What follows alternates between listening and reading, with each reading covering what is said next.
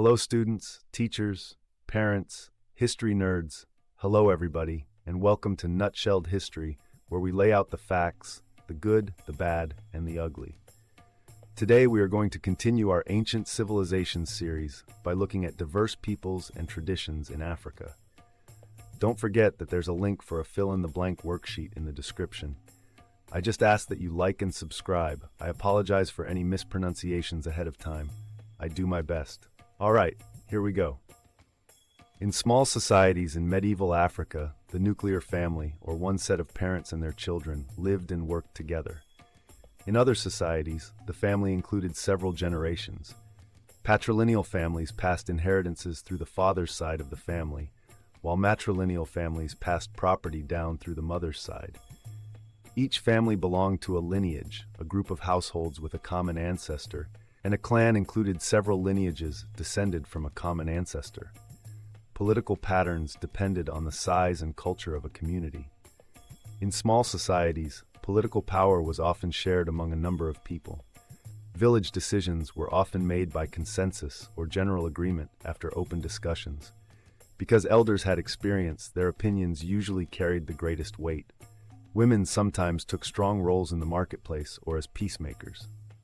Large empires usually required villages to obey decisions made by distant rulers and their courts. Another form of government that developed grouped many villages into districts and provinces governed by the king's officials. Around AD 1500, Congo, a kingdom in Central Africa, governed in this way. The king had limited powers. Villagers were governed by appointed royal officials, but each village had its own chief. Early African religions were varied and complex. They involved many gods, goddesses, rituals, and ceremonies. Many people believed in one supreme being, and some honored the spirits of ancestors. By AD 1000, Christianity and Islam had spread and absorbed many local practices and beliefs. The tradition of African arts includes the Egyptian pyramids, built 4,000 years ago. Much art served decorative, religious, or ceremonial purposes, such as cloths, pottery, and jewelry. Objects often had symbolic meanings, such as the bright blue and gold kente cloth of West Africa, which was reserved for the wealthy and powerful. Medieval written histories from Africa provide records of laws, religion, and society. Arabic provided a common written language in Muslim areas, and Muslim scholars gathered in important cities. In West Africa, griots, or professional storytellers, kept traditions alive by reciting ancient stories and histories. Folk tales and other stories encouraged a sense of community and common values. And now the recap. Medieval African societies were like a well-organized family reunion. Some kept it small with just parents and kids, while others brought in the whole extended crew.